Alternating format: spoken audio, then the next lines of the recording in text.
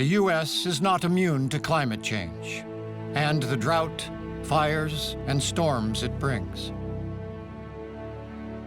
8 separate extreme weather events each caused $1 billion damage in 2014 alone. People are beginning to see the dangers. They're beginning to see wildfires happening. They're beginning to see intense storms and flooding. They're beginning to see droughts.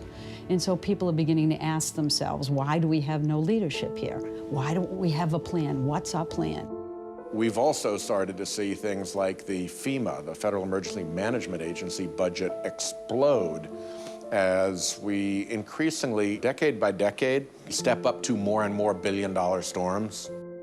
1 foot doesn't sound like a lot, but when you get a superstorm like Sandy, which hit New York City and the East Coast in 2012, that extra foot meant a massive storm surge that we're still trying to recover from 3 years later.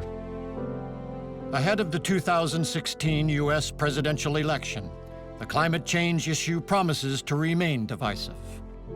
The polls are indicating that Americans, by a majority, will reward political candidates who promise action on climate and punish political candidates who do not want to take costly actions on climate. In the United States, unfortunately, climate change plays to the base on both ends of the spectrum.